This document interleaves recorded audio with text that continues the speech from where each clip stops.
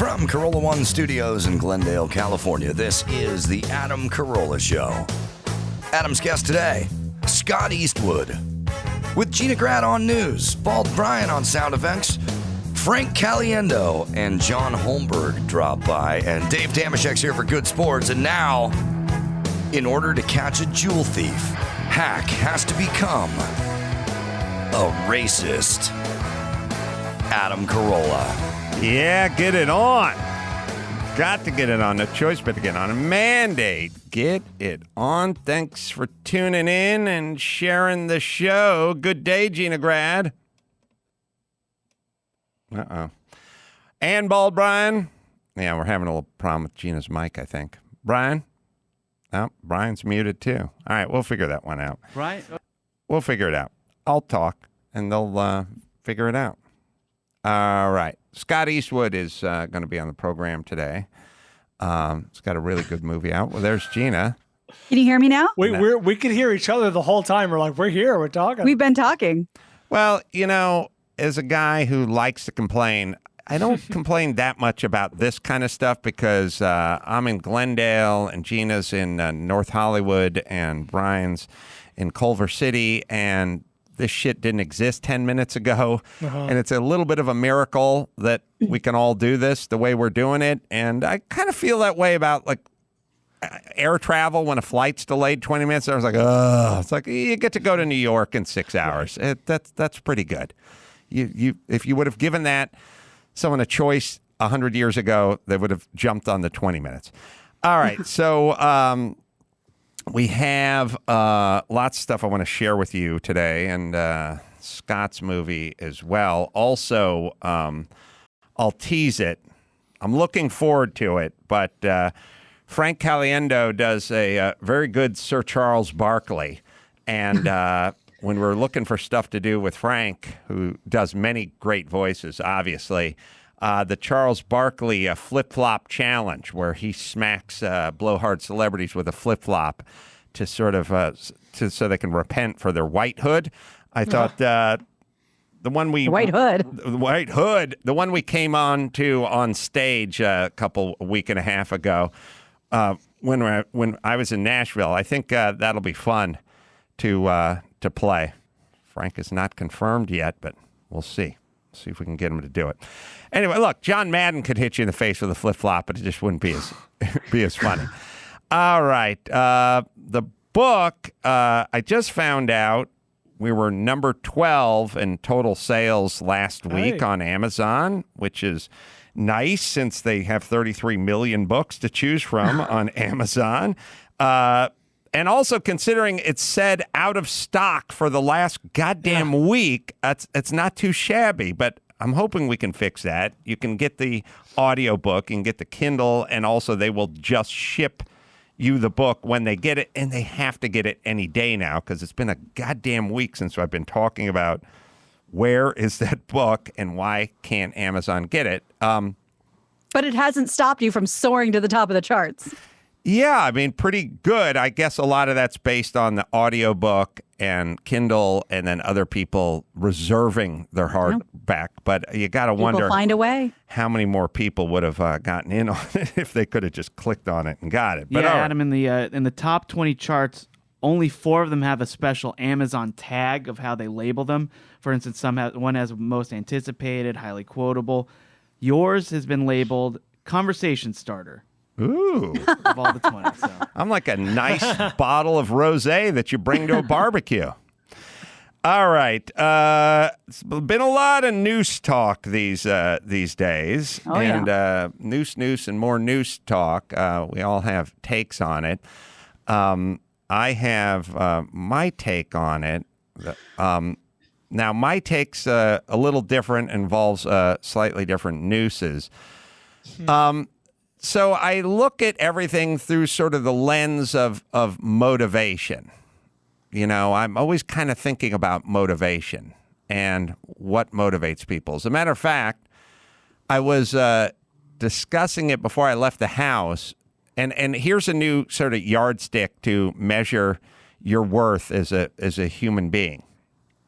Your yardstick, this I'll dovetail this into the news thing. But anyone who's worked with any subcontractor or anyone who's come to their house or anyone's done any work on their house or has to deliver something or something, there's the paid in half versus paid in full.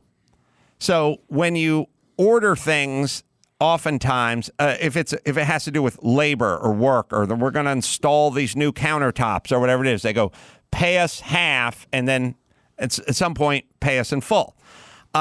The difference between how most people act when they're half paid versus full paid, there's a wide chasm in how they act.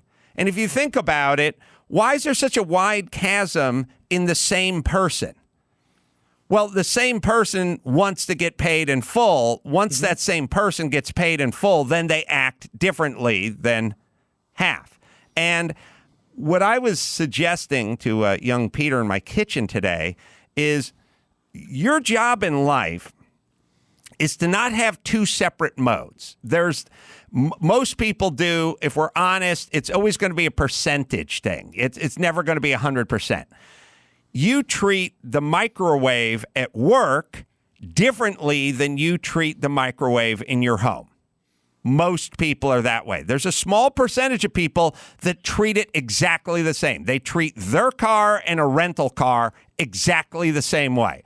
But most people have a little daylight between how they treat the microwave at work in the kitchen where Domagoy's making lentil-based meals at fucking 7:45 in the morning. That drove me nuts at Kayla Sex. So the point is savory. There's always going to be a little daylight in between the way you treat the rental car and the way you treat your own car or the microwave, whatever. But there shouldn't be a fucking gorge between those two. And there shouldn't be a gorge, again, it's like, oh, yeah, I wipe my feet before I come into my own house, but when I go into the store or someone else's house, I never wipe my feet. Have one mode. It'll be more consistent. It'll be better. If you shut the light off in your bathroom when you walk out, then shut the light off in the bathroom when you walk out of somebody's house, when you're using someone's bathroom, someone's house. So I would say the same in the paid in full or half paid, which is I had some guys, they did a countertop. They basically screwed the pooch. They need to come back and fix it. And Peter's been trying to get these fuckers back to my house for 3 months because they're paid in full. Oh, no. When they were half paid, it's easy to get them to come back to your house. A lesson taught many times on contractor. Right. So if you would like to have some personal dignity and go through life with your head held high, don't have a big chasm between paid in half, paid in full. Mm-hmm. You either did the job correctly, you didn't do the job correctly, it either needs to be investigated, corrected, and fixed, or it doesn't. But either way, your actions shouldn't be driven by half paid or full paid. That's just a number. Yes, Brian. You're 100% right. The example of the rental car is perfect because even, I treat the rental car, yes, admittedly a little differently than I do my own car. The only difference between the rental car and the work microwave is that the microwave is a shared space. Like if you're treating that like some piece of crap, you're a sociopath. Think about the other people you work with. Whereas the rental car is yours for a week or whatever it is. That's a perfect example. And judging by the condition of most workplace microwaves, there is a gap between how people treat their shit and how people treat your shit. So think about not having two modes with the microwave and think about not having two modes when it comes to paid in full or half paid. Or if there is, see if you can shrink that gap. Now, everyone's talking about the Bubba Wallace and the whole news thing, and my thing with the news thing is I was curious immediately, like, why wasn't there pictures? Why wasn't he taking pictures? And then I started to think, what I do is I always just go extreme example. What if there was an old-timey Western rope, Clint Eastwood, Good, Bad, and the Ugly style noose that was just hanging from the rafter in the middle of the garage? Swaying to and fro. Would there be a picture of that? And I'm guessing there would be a picture of it. The reason a picture, that's right, Scott Eastwood coming in. I'm guessing the reason there wasn't a picture of it is because it had context as a rope pull. I have roll-up garage doors, and I have those ropes and those things that hang down. Now, there's still a difference, I guess, between a loop and a noose, although noose has some action to it. It has a look. It also has action to it. You wouldn't use that noose action to try to pull. It would squeeze down on your fingers every time. But the loop you would use, and obviously that was there before they knew Bubba was going to use that garage. So yeah, apparently the loop had been there for however long, a year and a half, but Bubba was new to that stall. He had just moved into that stall where that had already been hanging there. Right. So now you're getting to this gray area, which is maybe it was a noose, but it was a functional noose for pulling down a garage door. It had a context, and it wasn't meant for him. And now there's a little bit of a disconnect, and I'm not going to give him, a full Jussie Smollett here, but this is him, I think, making more out of this than he probably should have, which is a very evil thing to do because it inflates, it creates what we're living. It creates more of what we're living in. Yes. But when we talk about context, it kind of is nowhere near the Jussie Smollett thing, depending on if you're listening to Garagos or not. Because the court of public opinion with him is he staged the whole thing. He did this. He wanted the attention. With Bubba, he had been very vocal about taking down these Confederate flags at the races, and people were very vocal. Some people, he may have felt a little paranoid and a little threatened by that. So he's now seeing things through a different lens because he's been very vocal and he might feel a little paranoid. It's not like he was just looking for trouble. Not Jussie Smollett by any stretch of the imagination, for sure. But it I'm just saying. Yeah. It still has the same effect, which is we're already agitated enough about what horrible racists we are. We really don't need to squirt lighter fluid into this fire, this bonfire that's already raging. And the news outlets, of course, run wild with it as well. I know the details are still trickling out, but was the loop or whatever, the rope, was it in totally where it was supposed to be? I assume by the door for yanking, or had it been moved into a prominent place? It was attached to the door, hanging in the corner where you would pull it, where you would have context. If he simply said it was on the rope that was used to pull the door down. I've pulled these doors up and down a million times. If you work in shops, that's just where they are. If he'd given us some context, which he didn't. And the withholding of the context is the part that makes it seem like he was looking for this. Because if he would have said it was a noose, it was fashioned from the rope that was attached to the rolling door that was used to pull the rolling door down, then you would have gone, well, wait a minute. Was it a noose or was it a loop to pull the rolling door down? If he had given us any of that context, it wouldn't have killed this story. It just would have watered it down 50%. A lot of people would have went, huh? But it's not done. There's still there's a double down effect because the last line I have in the USA Today article is NASCAR still plans to investigate how and why the noose was left in the garage in the first place.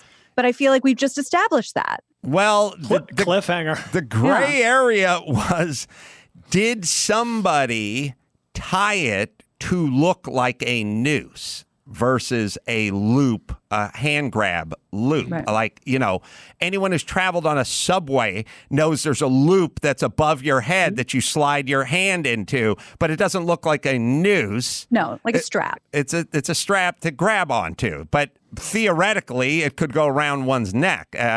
Now we get to my favorite mayor of Oakland, Libby Schaaf, who has had a press conference because they found these. There weren't nooses. They were like workout equipment with some ropes that had PVC pipe going through them for grabs and hands and all that kind of stuff. We'll play you her. Now here's what I'm saying, everyone. All right, well, let's just, so a bunch of people walk by the park or participate in the park, thousands of people, nobody said anything. Then one person said, these loops that are being used for exercise, that could be a noose.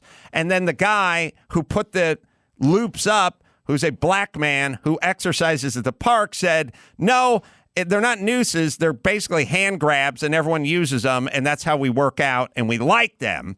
So, case closed. Well, Sure. Let's hear what Mayor Libby Schaaf has to say of Oakland, which evidently has no problems, because here she goes. The Oakland Police Department has turned over the evidence to the FBI. We have to start with the assumption that these are hate crimes. We cannot take these actions lightly. These symbols are symbols of racial violence, and it's incumbent on all of us to have that sensitivity, to have that knowledge. And that is why I've directed our staff to remove any such symbol of hatred, regardless of the intention of what put it there.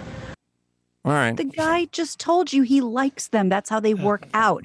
Gina, you're thinking like a man now. You have to think like a dingbat, which is, hey, we're moving ahead with the investigation. We have to assume this is a hate crime to move forward. Don't you think the guy that put them up there would say this is an unbelievable, comical waste of the FBI's time? I'm telling you, I put the ropes there.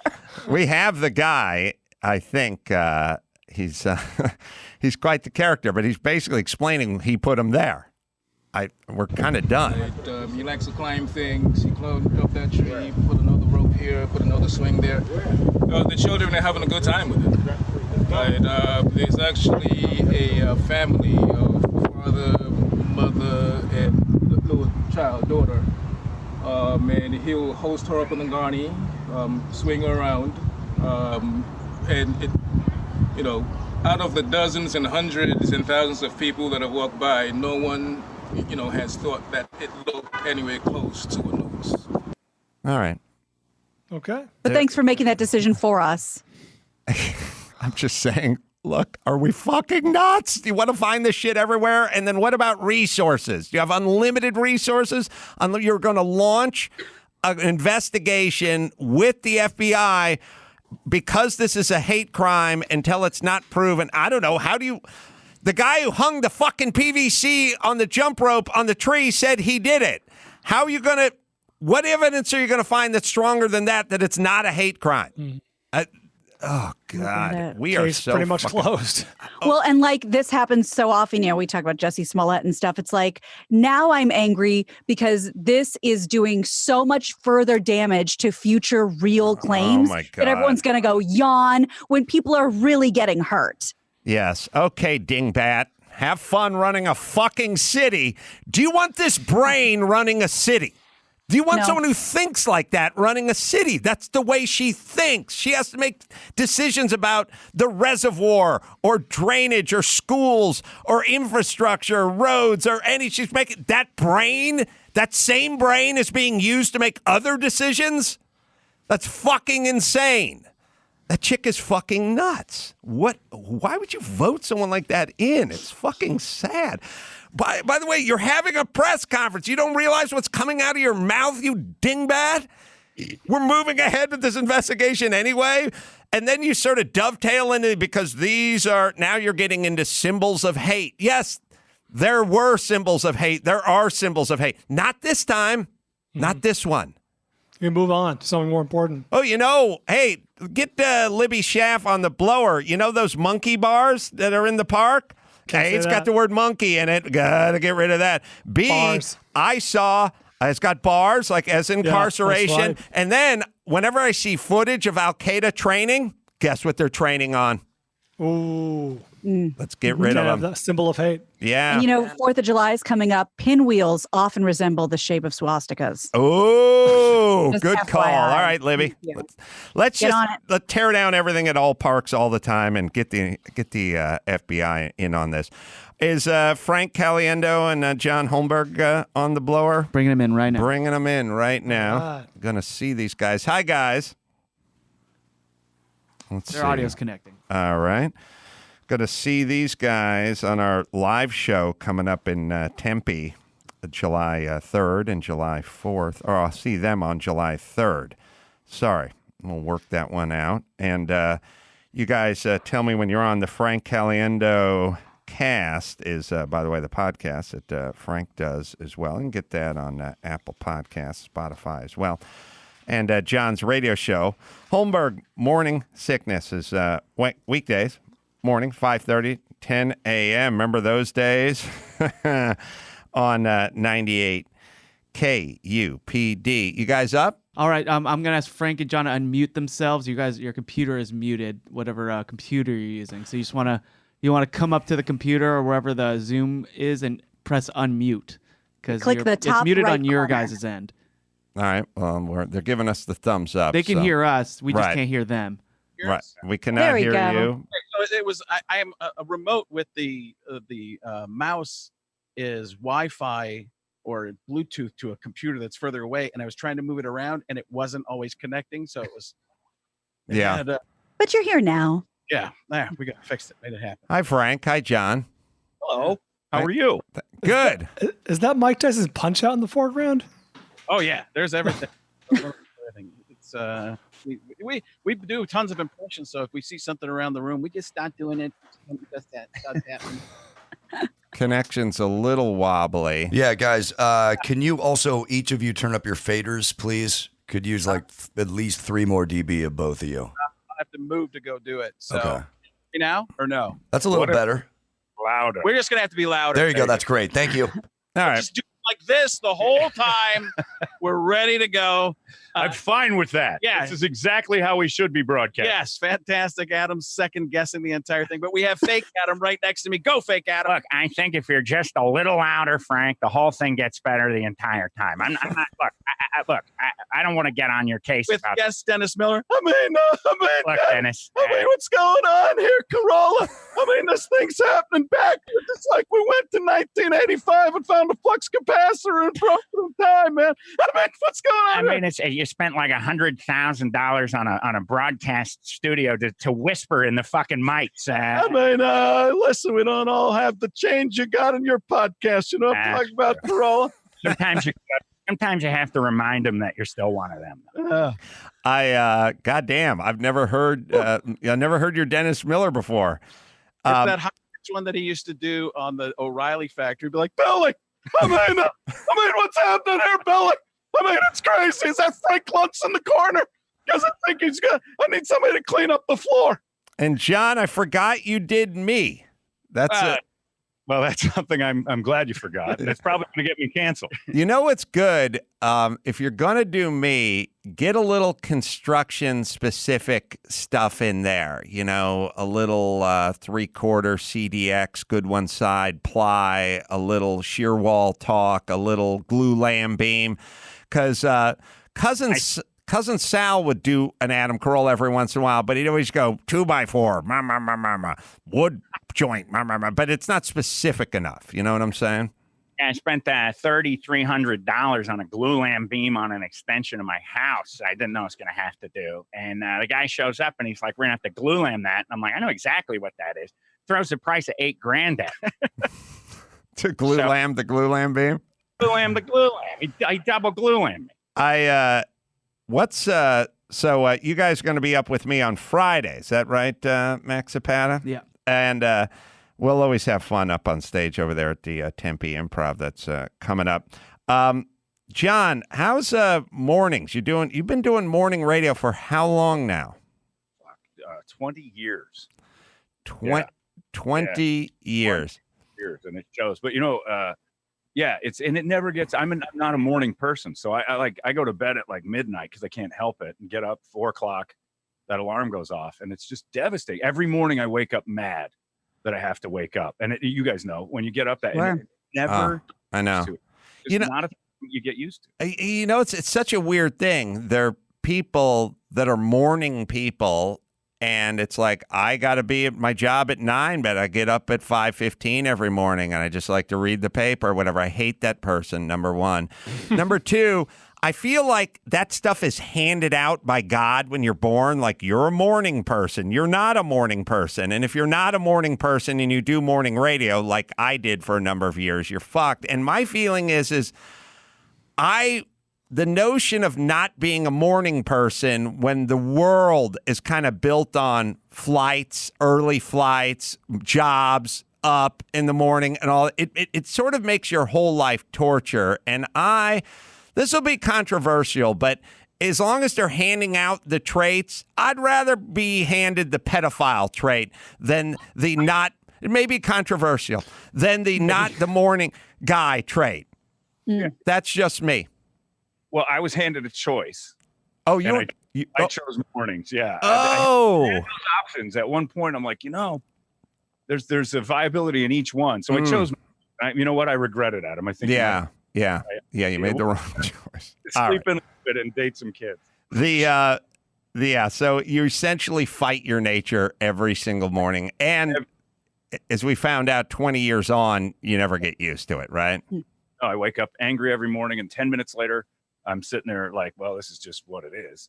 And, the paychecks come every couple of weeks and remind you that this is the only way to get this. Mm-hmm. And so 4 a.m. rolls around the next day, and you're a little bit more angry that day. And then you just count down the days to when you want to quit. So, Adam, was it Ralph Garman who said he's been tired for 10 years? Yeah. Every morning's a trauma. Yeah. It is. Every morning feels like a heart attack. Yeah. Every morning feels like you're sick. And you looked at the clock and you're running 4 minutes late. You get into those moments where you're like in 3 and 4 minute intervals, and it's brutal. Right. Adam, I don't know if you had this. Does everyone else remember when they first got into morning radio? Or, Gina, we were in morning radio. When you first got into it, there was that 7 or 10 day excitement window where you're like, oh, cool. Like you wake up with a little bit of jolt. You're like, yeah, I'm going to be on the morning show. And then day 11 through 1000 comes and it's miserable. Yeah. Yourself, you'll get used to it. My dad cursed me to this. My dad was in construction. His company was Hunt Corporation. They built state. And I would stay up all night, and he'd come out and he'd just stare at me. Underwear, t-shirt tucked into the underwear. All right. Stand. He goes, have you been to bed? And I'm like, no. And then he'd go, this is not how the world works. The world gets up and they go to work. And I'm like, you know what? Not me, Dad. I'm going to find a job that works my schedule. And he goes, you'll see. And me that day going to work 3:30 in the morning. My dad would get up and lift weights at 3:30. Jesus. He's one of those guys I hate. Yeah, same. I hate him because I admire him, obviously. Hey, Frank, I was talking off the air. So when I was on stage in Nashville a couple of weeks ago, we were doing Blah, Blah, Blog, and we're reading the blogs of all these white celebrities who are just sort of repenting for being white and standing with Black Lives Matter and all the blowhardiness. And I said, instead of issuing a proclamation, because talk is cheap, how about a challenge like the ice water dump that they were doing a couple of years ago, like something that had a little sting to it, something where they could get an ounce of flesh out of them. Anyone could have their publicist put together a prepared statement and throw it out in the blogosphere. But how about, you really repent for being white. And I thought, so what I came up with is the Charles Barkley flip-flop challenge. And we just film Charles Barkley smacking you across the face with his size 14 flip-flop, and that's your repentance. Again, talk is cheap. Let's really get into the challenge of this. And I thought you do a pretty good Charles Barkley, yes? Yeah, I've been known to do it pretty well, Adam. But you talk about getting one of those flip-flops and just beat them across the head like a knucklehead? Yeah, well, I'm just saying, if, Mark Ruffalo wants to issue a statement, and my feeling is I don't know, I could kind of treat it sort of like a beauty pageant, where I could say, Mark, you there? I'm here. Yeah. So give us a short statement on where you stand with Black Lives Matter. And then, a few beats into it, Sir Charles could just whack him with a flip-flop. With a flip-flop, knucklehead. Hashtag Black Lives Matter, hashtag BLM. We all stand together because when we stand apart, this movement falls apart and it's all for naught. So fight the power, Black Lives Matter, hashtag BLM. Flip flop to the head. Thank you, Charles. Let me help him out, Adam. It's sort of like America's Got Talent. Wait a minute, not me. I'm sorry. No, go ahead. Buzzer. I get it. I'm just trying to stay live and not be the next to cancel. Focus. It's Charles. It's Sir Charles is let's see, Gina. Let's say Gwen Stefani. She might do this. Sorry that I'm so white, I'll try to do better. I don't know why I'm having such a problem. Black Lives Matter, I want to be walking with you. I will go and demonstrate on Sunday. A likely story, but I promise that I'll be there on Sunday. What the hell was that? That's the most ridiculous thing I've ever heard in my entire life. Flip flop to the head, knucklehead. Oh! All right, this is turning into a little more morning zoo than I'd anticipated. All right. I'm going to pull the plug on this bit. Do one more. I got my Jim Carrey ready to go. Okay, come on. Do a Jim Carrey. Here we go. Oh, Hey there, little fella. Maybe I should help you out. How's it going there, big guy? Oh, you. Let's say, okay, just run with it now, freaky little fella. Okay. Wow. Now when I should hit you with a flip flop, because I can do that too if you're interested. Yes, I'm just a little freaked out right now. This whole thing going crazy. I do morning radio, and it's an insult. Hashtag friend. Oh, we're coming over the sound effects. Not the way it's supposed to go. Oh. The, I think what we're realizing is they didn't need us for this bit. I think that's what I think I've realized that in many different facets of my life. Turn it to the Frank Caliendo Cast. Flip flop to the head. We'll do it. We'll revisit it again on stage in Tempe, and we'll figure it out. Perfect. What could go wrong? What could go wrong? Throw stuff. Frank, all the flip flops flying right in summer in Arizona. We're gonna get pounded by them. See, here they call it Chaz. That's not a Chaz. Chaz, I knucklehead. don't know why you didn't choose me to be part of Flip Flop Jazz. Shaq, don't come on. Look straight ahead with both eyes. I wear 22 too. I don't understand. How come I'm not doing it? Double Shaq. Now we're double Shaq. Double Shaq. Shackity Shaq. That's very good. Sorry, it's what we do with each other. does Shaq? How many endorsement deals does Shaq have? We had him on our podcast, and he actually got a call during it to go do something for Tony the Tiger. For Tony the Tiger. I can't be on here much longer. Tony the Tiger's on the phone. That's really how the podcast ended. And We're I like, thought he what? was going to become Tony the Tiger, like he's an LSU Tiger. Great. Have you seen the commercial? No. He's done it already. Oh, really? He filmed it like a half hour does he after do- this. I don't know. Just start the cameras. I'll start promoting stuff. Go. Icy hot. There. One. The general's got a bad back. I ensure his back will be better with some icy hot. He is. I don't know what he pulls down a year. I mean, he's got to make more than he was making when he was playing, right? Just from all these crazy endorsements. I think he does a lot for charity, though. A lot of what he does just goes straight out to it. Because, like, if you've ever watched that Shaq show that he does, the reality show, he's just out there buying stuff for people all the time. And that's what he talked about. He's like, I just like to go out and buy people stuff. Is he that I've seen clips of him like having dance competition, ice cream parties with his kids? I mean, was that the greatest dad ever? Would that be, everyone think about your dad. On the low end, it would be my dad. You'd get a guy sits on the sofa all day, doesn't like to eat, doesn't want to go out to eat, doesn't like go-karts. You know what I mean? Could Shaq be the best dad ever? Like, if you were going to be born into a family, Shaq being your dad, would that financially, spiritually, emotionally, I mean, would that be the best? Just having a giant for a dad. When you're 5, it's the best, right? Yeah, that would be high on the list to have that at a parent-teacher conference. Roll in when you're maybe getting a D or something, and then they're not there. Like, if it was Shaq that size, but he wasn't famous, that would still even be good. If he didn't have the money or fame, if your dad's 7'4" and 330 pounds and he comes in to talk to the teacher, your D's turning into a C probably that day. But who would be a better dad than Shaq? The first one that came to mind was Mark Cuban, but no, the example you gave where he owns a fucking basketball team, he's a billionaire. But when Shaq walks into the room, that's trumps 10 Mark Cubans. Well, like you said, it doesn't matter if he's famous or not. He's Shaq. Exactly. And how about the move? I used to do it with my kids when they were like 3.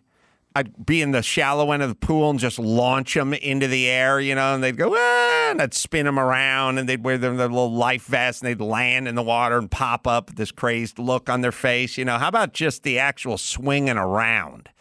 I mean, how about that move where they hold you up and you dunk the basketball? I mean, just the physical size of Shaq meets the wired like a fun 15-year-old in terms of their personality. Mm-hmm. Then you got all the cash rolling in. I mean, and he's a deputy sheriff. Yes. That's right. I think Barkley might be on that list too, just because I think you'd get away with so much. Like, because Charles around Phoenix is known as a guy who, he was arrested, and on the police report, he told the cop, one of the 5 best blowjobs I ever had. So I was speeding a little bit, try to catch that girl right there. Urkel was in the car with him. No. I don't think he was in the car. I think they were at the bar together. I think it was like Michael Strahan. Was that the same night? Yeah, it was all. Yeah. They were all just hanging out. But it's in the police reports. Like, what are you doing? Oh, that girl over there was one of the 5 best blowjobs I ever had. So I was going a little quicker than I need to go. That was his excuse. The cop still wrote the ticket. At that point, you're just like, all right, you're good. That's honesty. Honesty is the best policy. I got bear claws and wine coolers in the trunk. Good. Bear claws, wine coolers, and a wonderful blowjob. It doesn't get any better than that. Right, and she going Michael Strahan or Urkel. I mean, this is a night of a lifetime. You know what? I just wish my kids was here because I'm a good dad. And I would love to do the airplane thing, and I would love to play a space shuttle. Is his name Jamal? Jaleel White. Jaleel. I mean, I don't know. Jaleel White. That's what I wanted to say. So is it 275 degrees in the Phoenix area now, or in Arizona, or is it nuts? Is it today? I think it's what? About 110 right now. About 110. So I got that to look forward to. I don't have my spot here, Max Pat, as best I can tell. But let me give you guys a plug. When is Scott on the blower? 45, so about 6 minutes. Okay. We're doing the live show. These guys will be up on stage with me. John, how's the weird lump in your head doing? It's Excuse me? Note come from?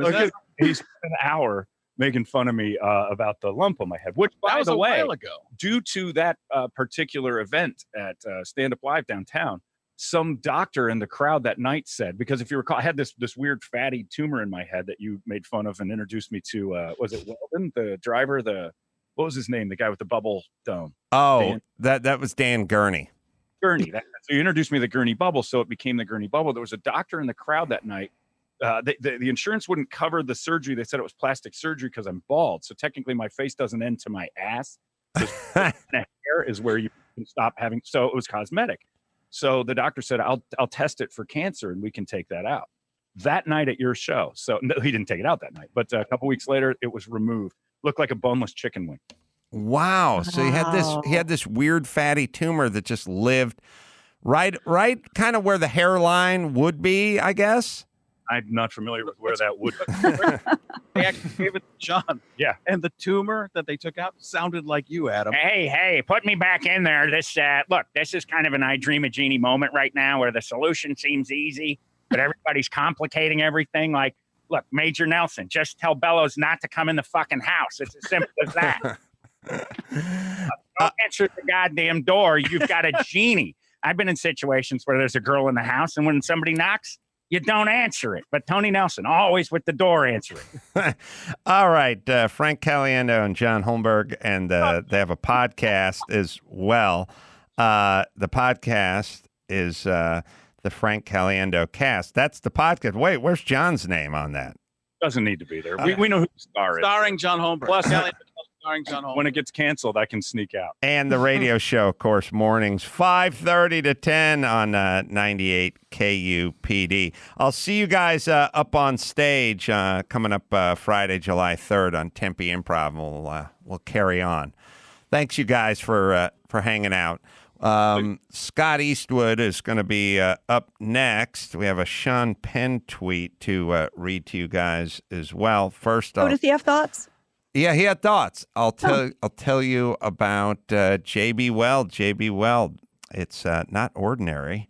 Ordinary house glue's got the word ordinary in it. You don't want ordinary. You want J.B. Weld. These guys are good guys. They've been a good sponsor.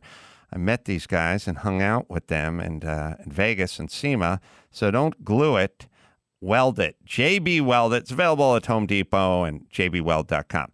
All right, we have the Sean Penn.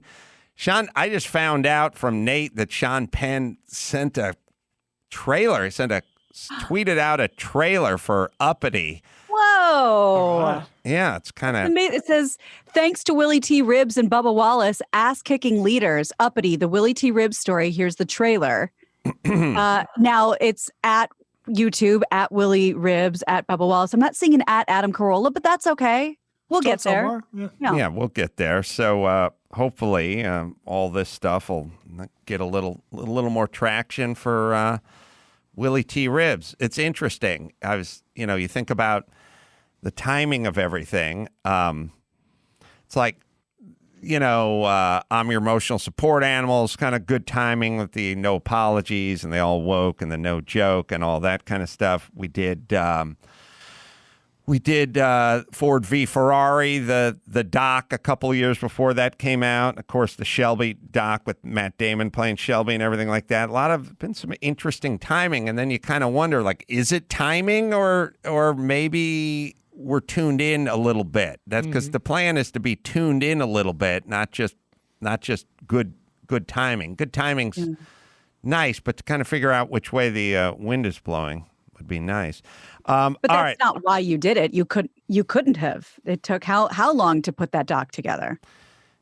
No, I completely agree. It took years to put that together, but it's a great story and it's timely now since everyone's talking about Bubba Wallace and NASCAR, and there's a whole section in that doc about Willie going to NASCAR in the late 70s and kind of the sort of circus around that. And I think you'll find it timely and interesting. So it's on Netflix. You can watch it for free. And if you want the Blu-ray, you can go to Chassis, CHASSY.com. That's our website, and we'll sign it, send it to you, or a T-shirt or whatever. Scott Eastwood is up, and we'll talk to him about his new film right after this.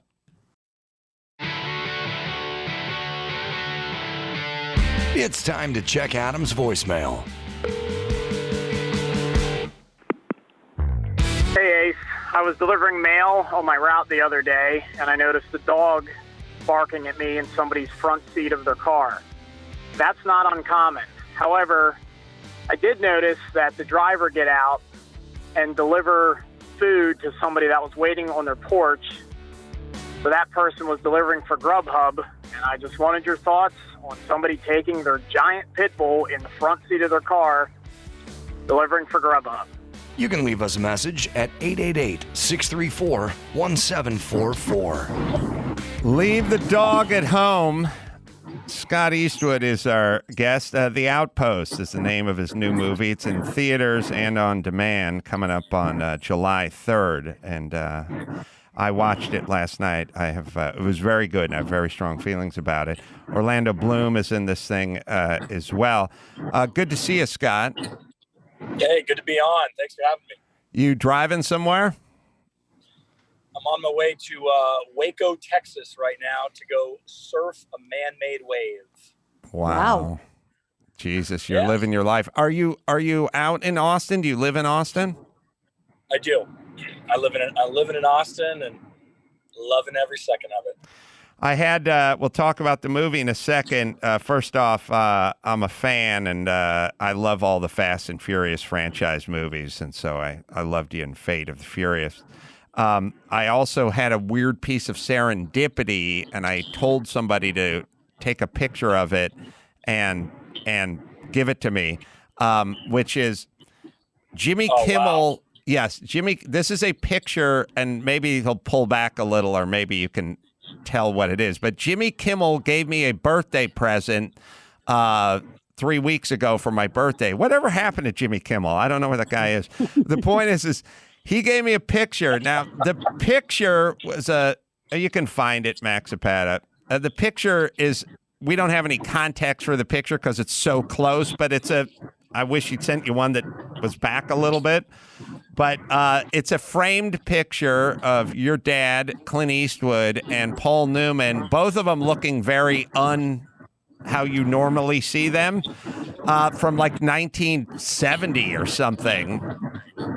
And, yeah, that's a good one, isn't it? And he sent it to me because I have a bunch of Paul Newman race cars.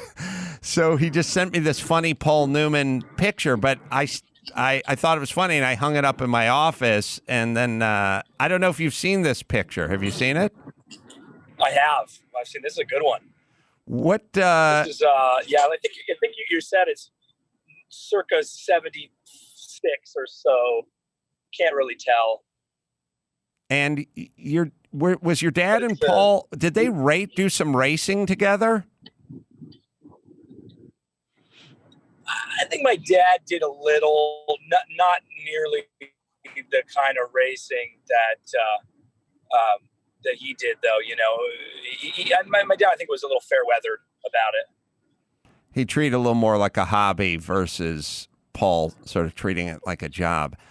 I recall seeing, and Max Patty, you can look for this, and then we'll get to the movie. I recall seeing a Ferrari Transport. They had a Ferrari, and on that Transport was Newman's name, and Clint Eastwood's name was on there as well. And there was like a James Brolin or something on there. So they had this weird little celebrity race team for like a Ferrari 308 or something that they raced for Budweiser for a while. But anyway, we'll look for that. Congratulations on the movie. It is a great war movie. Lots of action and based on a true story. So why don't we talk about that for a second? Sure. Yeah, no, it's directed by Rod Laurie, who I thought did a really great job of tackling a subject that, you know, it's interesting because the story is about everyday people being put in an incredible situation, a situation that really should have never happened, to be honest. But it somehow got lost in the war machine.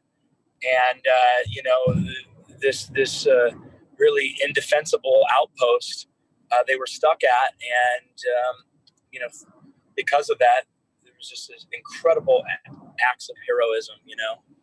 So it's just, you've seen the movie. It turned out better than I could have asked for. And I'm super proud of it.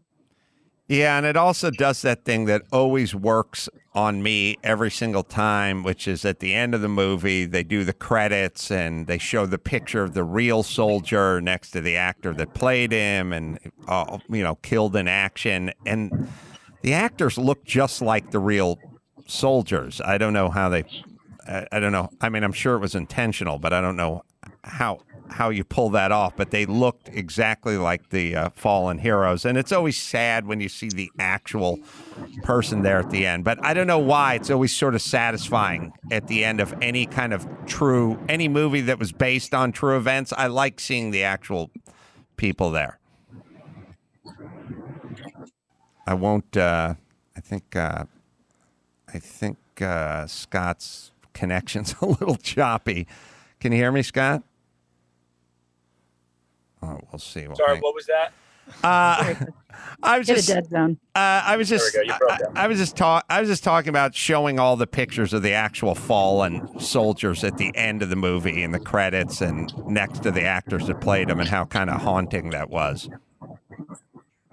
Yeah, you know, I think that always gets you, you know, right? I mean, to really see the real faces and to put those you know, faces to the story that you've just been told. I mean, it gets me every time. You know I was emotional watching the film, and I went out and made the film, and when I saw the final product, I was moved. I was really moved. Brian, you got a question? Yeah, Scott, did you reach out to the family or what kind of research did you do to play real life character? Obviously different than playing a fictional character. Sorry, say that one more time. You cut out the last part there. Sorry about that. It's obviously different playing a real life character as opposed to a fictional character. What kind of research did you do? Reach out to family, friends, stuff like that. Yeah. You know, in this case, it was a little different because the character I play, Clint Romachet, had another book that he had written, and he had a competing project at the time with Sony.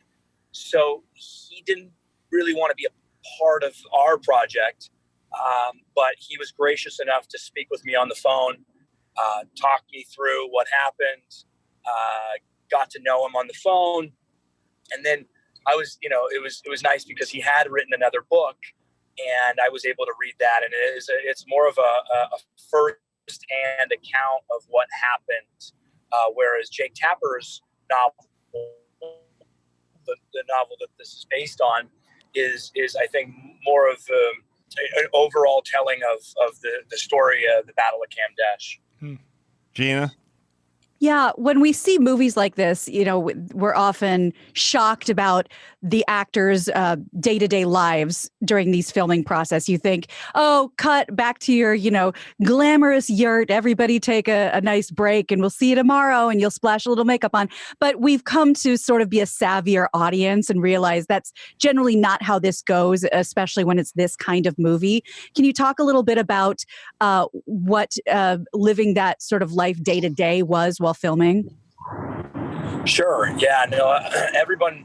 I was really lucky on this one. You know, not every time you work on a film, you really respect and like most of the people that you're working with. So, in this case, you know, there was a lot of veterans used, a lot of people. There were people that were actually there that survived the battle, and they were put in the movie.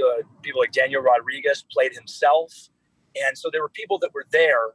And when that happens, you know, on top of the already, you know, I think, you know, lots of pressure to not have it be anything less than average. You kind of form a brotherhood, and you want to honor these men. You want to honor their stories and their legacy, and so, you know, it was good. It definitely wasn't a posh deal. We were out in Bulgaria filming this, and an abandoned, it was not a salt mine, but an abandoned rock quarry of some sort. So, you know, it was quite far away from where we were staying. So, you know, we're out there every day and long days, shoot and come back and, you know, rinse and repeat for about 2 months. So did your dad just turn 90? That story checks out. Did you have a party? Is he in Carmel still? Yeah, he's doing his thing. He's 90. I can't even, you know what? I can't even believe it, to be honest. I look at him, he acts like a 50-year-old. He acts like someone who's 50. I mean, I don't even believe it when he tells me that I'm like, no way is this guy 90. He's a machine. Yeah, hopefully. I mean, it's good genes mixed with just a spirit. I guess just a spirit. I mean, he's working on a project as we speak, right? I mean, doesn't he always have things lined up? Yeah. He's got something else cooking already. He's an inspiration every day. I think back to a story he told me when he was 12, and he told me that he had watched someone. This was in the middle of the Great Depression. It was 1942, right? So we were it just started World War II.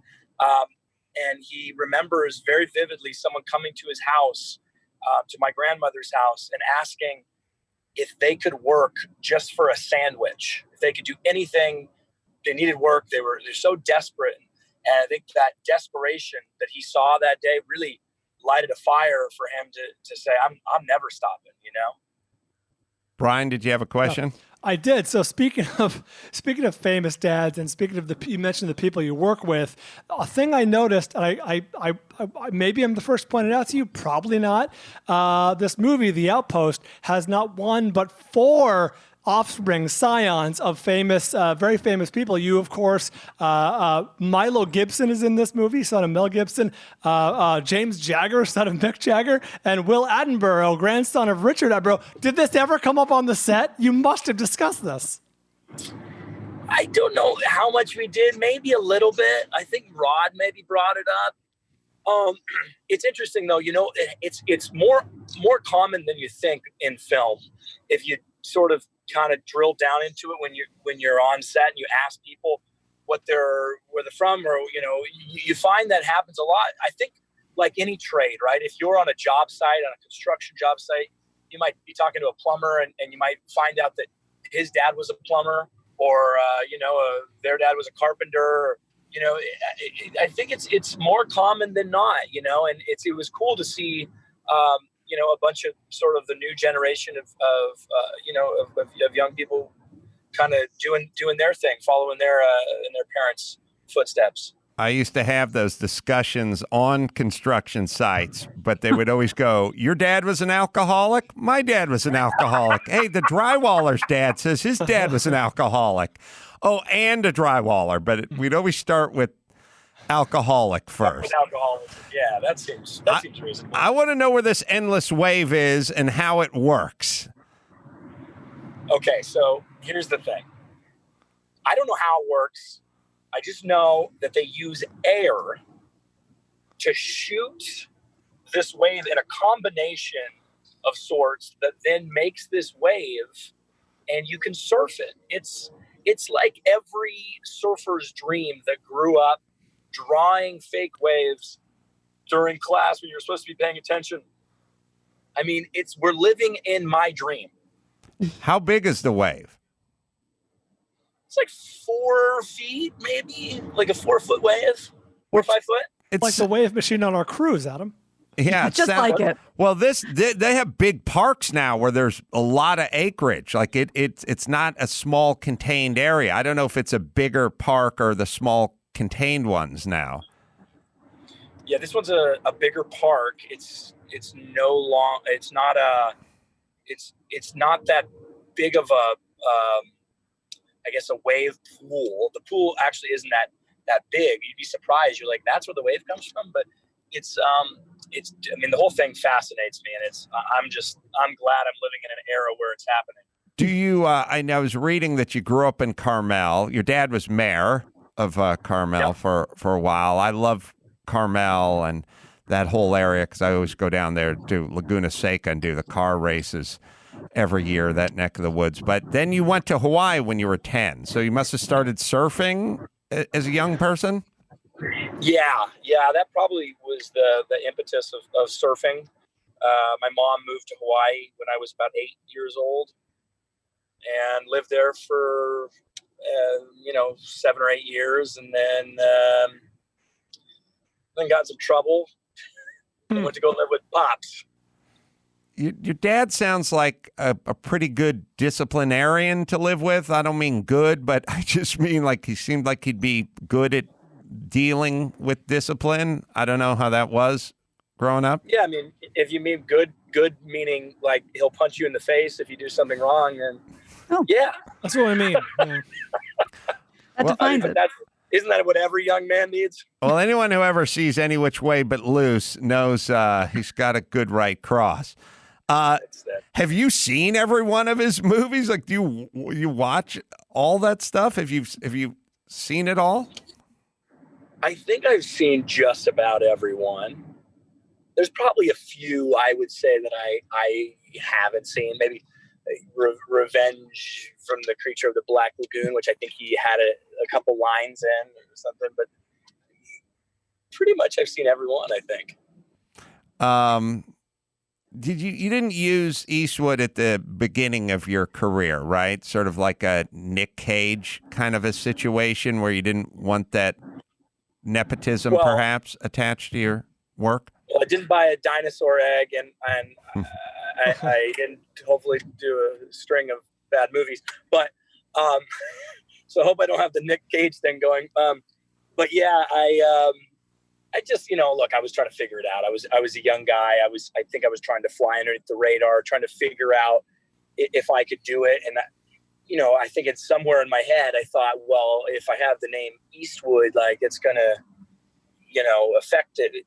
The reality is, I don't really think it did, because you still got to go out there, and it's like anything. You have to go and like prove that you can do the job, because if you can't do the job, people are going to know, because you're not going to be very good.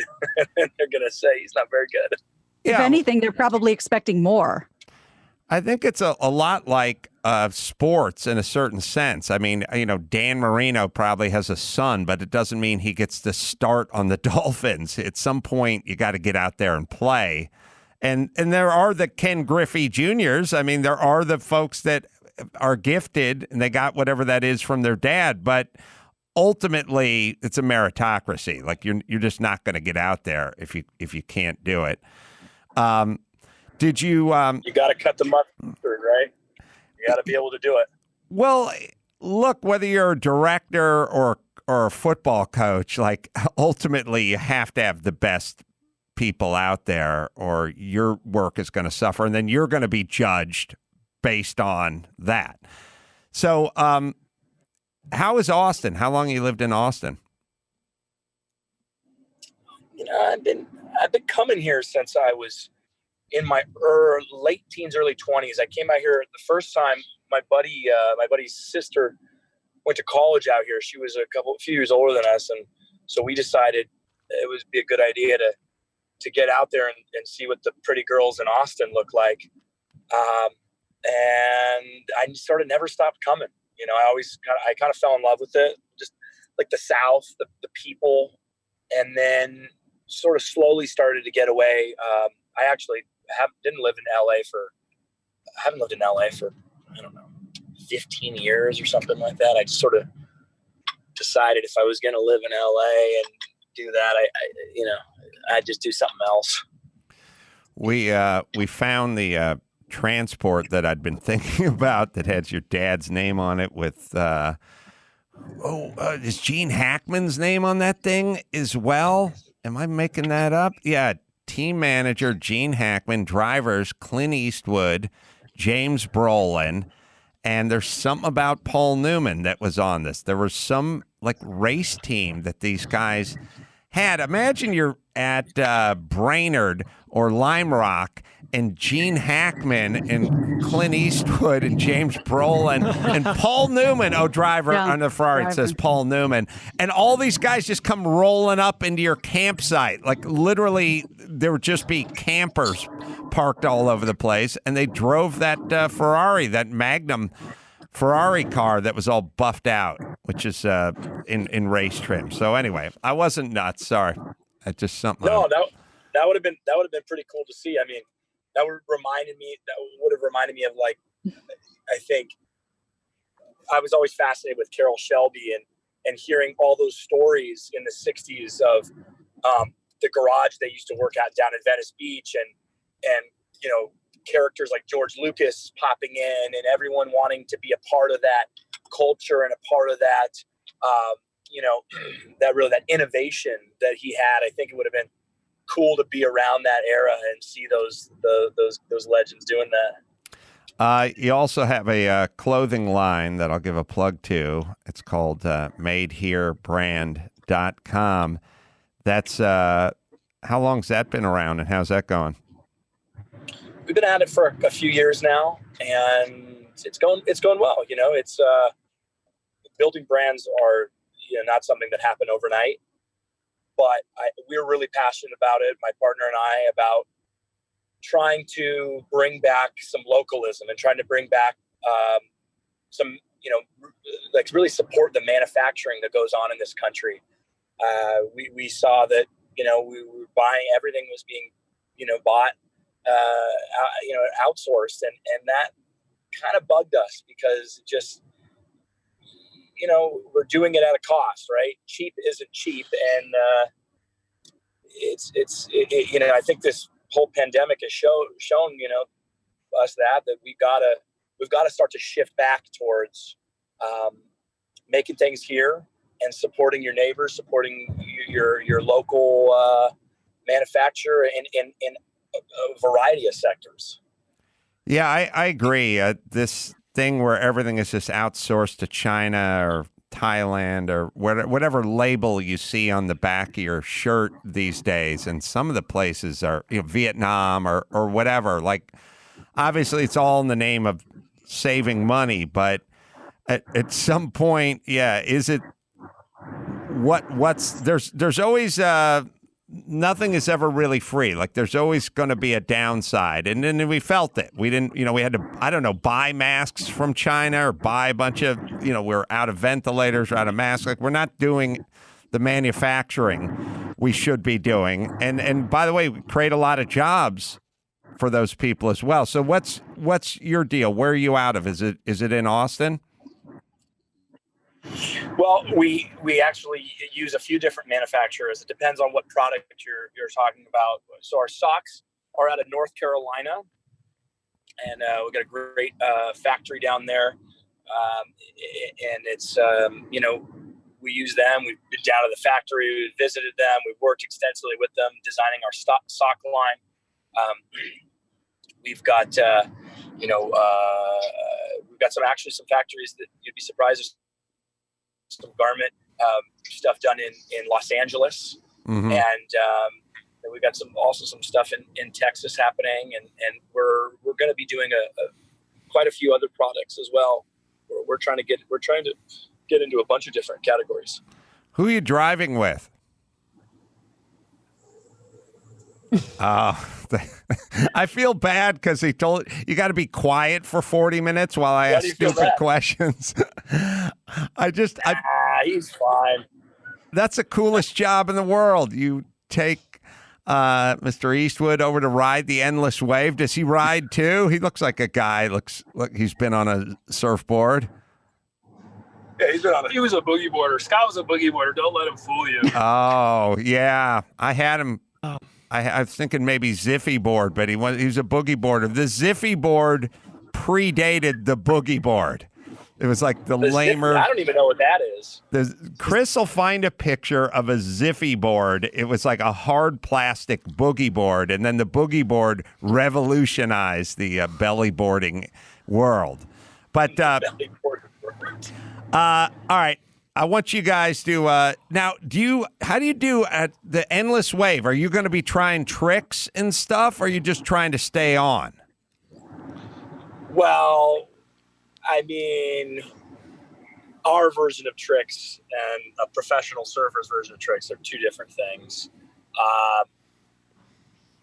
We're pretty average surfers, intermediate, I'd say. But we get it done. I don't know about. It's what's kind of interesting about these waves though is that it really has advanced surfing in a very short amount of time. Imagine if when you're surfing, you typically have to chase conditions around the world, right? You're very ocean dependent, and so you have to chase these swells. You're chasing weather windows. Right. But now, when you have something that is consistent every time, for the first time ever, we're going to have surfing in our Olympics. Oh, really? Yeah. We're surfing in the Japan Olympics. Yeah, we're looking at a picture of you looking pretty good. Where is that in? Where is that? I'm trying to read it on the screen. It says BSR Cable Park and American Wave Machines. Oh, that's there. That's not even the ocean. It's kind of interesting. So it's like the wave machine. You can take it down, Chris. But the wave machine kind of reminds me of the ball pit, like when they figured out the foam pit for all the motorcycle stunt stuff and all the skiing stunt stuff. Like, how are you going to practice a double back flip on a Honda 250 in the desert or on dirt? You're going to kill yourself. But they started doing the foam pit, and all the crazy aerial skiers and everything, once the foam pit was invented, were able to up their game to the point where everyone could do a double backflip in a matter of, months versus nobody but Travis Pastrana could do it. And I think that the endless wave or the synthesized wave is kind of the foam pit for the surfers. You can practice all the time. There's always a swell. It's safe, and you can work on those moves. Yeah, 100%. Guys, speaking of guys doing backflips, there was guys doing backflips last time I was there, which was a week or two ago, and it was I've never seen that in surfing before, so I was like, wow, that's pretty cool. I'm excited to watch surfing in the Olympics. Yeah. Oh, we have a picture of a Ziffy board. Sorry. Yeah, it's a plastic. It's a plastic piece of shit from my childhood. If anyone ever asked me, tell me about your childhood, I'd go, it's a plastic piece of shit. It's something that didn't really work, and you were happy to have it. Something that your alcoholic father got you. Yeah, I wish my dad was an alcoholic. It would have given him a hobby. The Outpost is the name of the movie. It's in theaters and on demand coming up July 3rd. And I watched it last night. It's moving. It's a great movie. And if you like war movies, for sure, The Outpost is, you should definitely seek that out. Scott, thank you for joining us. Hey, thanks for having me. When are we going to bring back the Man Show? Let me get Kimmel's publicist on the blower and see how open they are to that suggestion. The time is right. Thank you. How well does the Man Show go over now? Oh my God.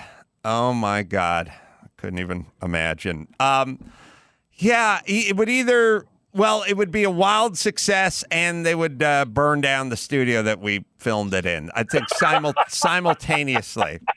It'd be trending. It would trend.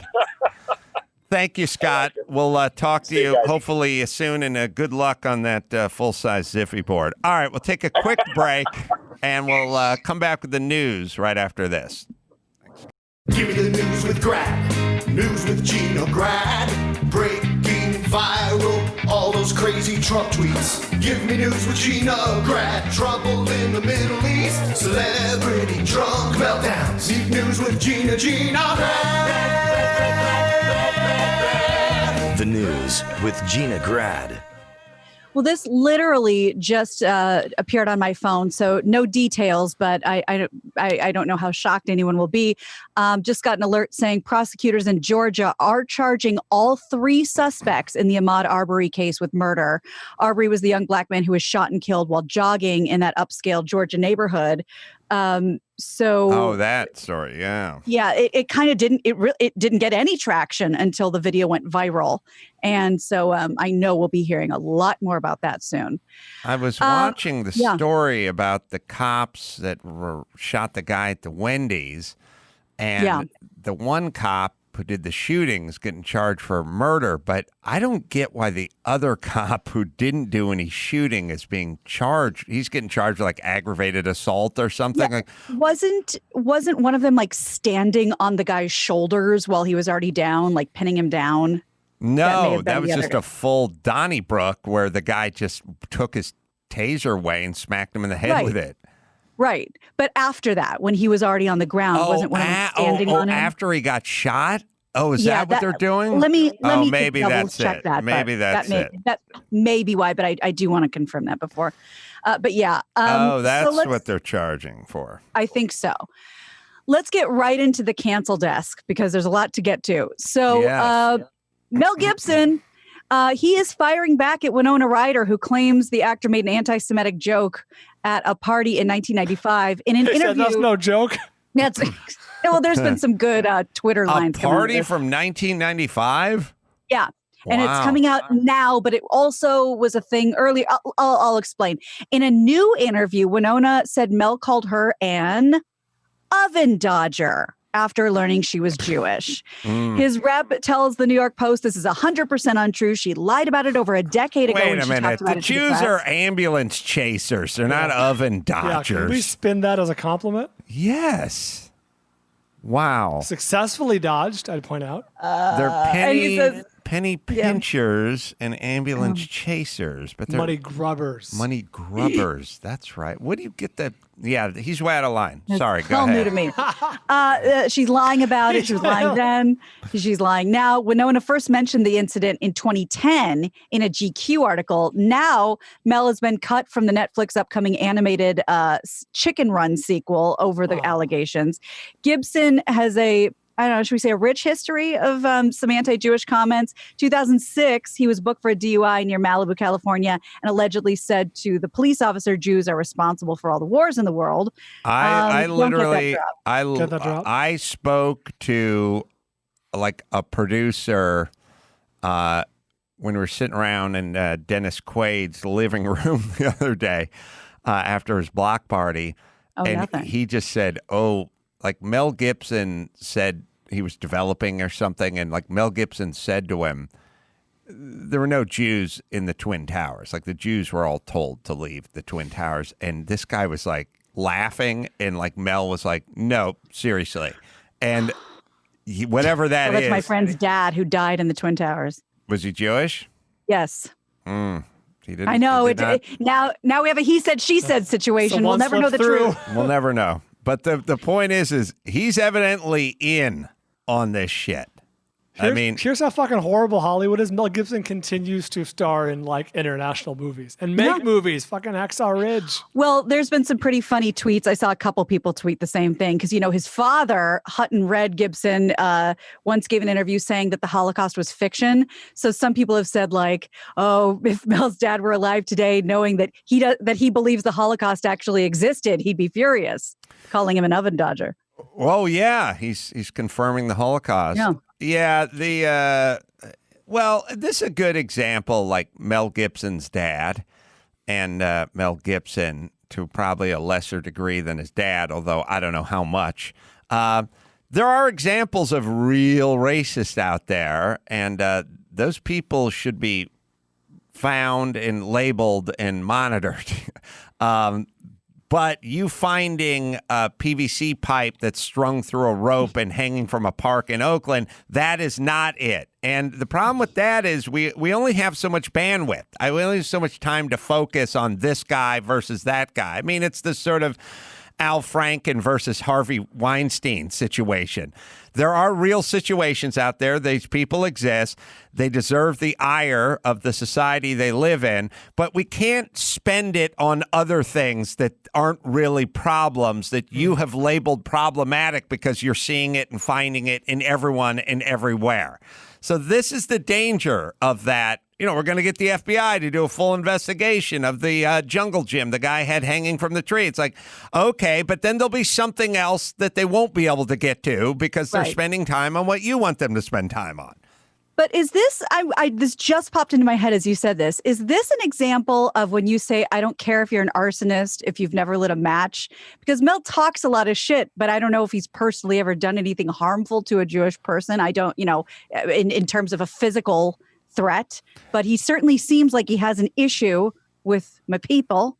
Well, I think there's a couple angles here. One is yes, I do want the rubber to meet the road at some point. If you are going to say you are this, you don't like these people, or you're going to, but you never actually put a plan into action and you're a taxpayer, then I don't mind you that much. I think there's a social aspect to this where you just go, I'm that way with people over 14 who put ketchup on hot dogs. I just don't care to be around them. You know what I mean?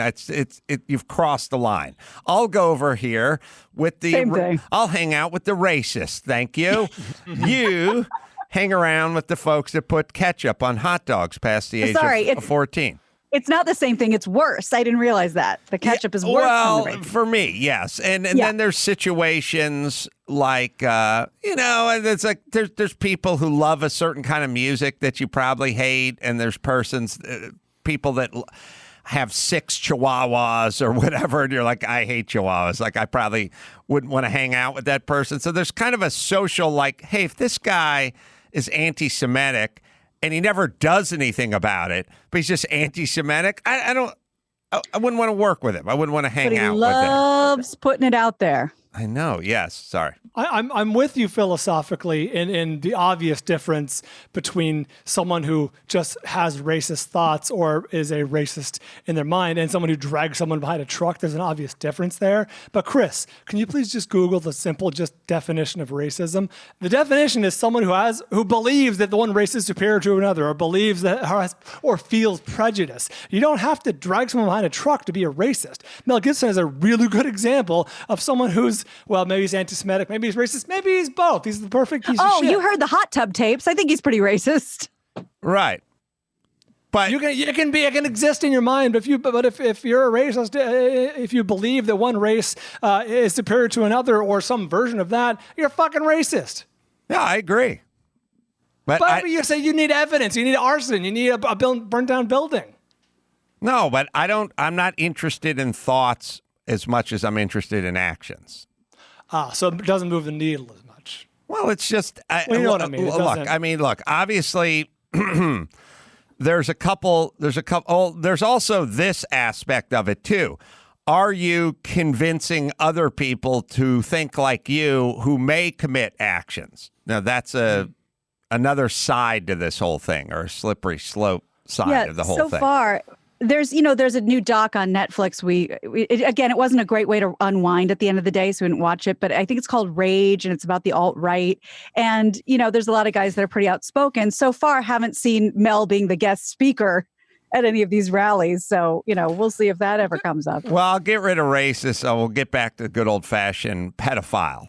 If you're obsessing on pedophilia and you never put your hands on a kid, I still don't want to hang out with you, but I would definitely be more upset if you put your hands on a kid, It's an obvious difference. I look at you as a flawed person, a troubled person, and a whatever person, but there is a difference between physically putting your hands on somebody and thinking these horrible thoughts. Now, of course, we'd like to live in a world where you didn't think those thoughts and didn't put your hands on kids, but I do draw a distinction between, I'm not going to defend Mel Gibson because I think Mel Gibson. Mel's headline. I think Mel's thing is, I tend to think he's a half racist and half bad alcoholic, and these things and brainwashed by his father. I was about to say, do we feel bad for Mel Gibson because he was obviously poisoned mentally by his dad for probably the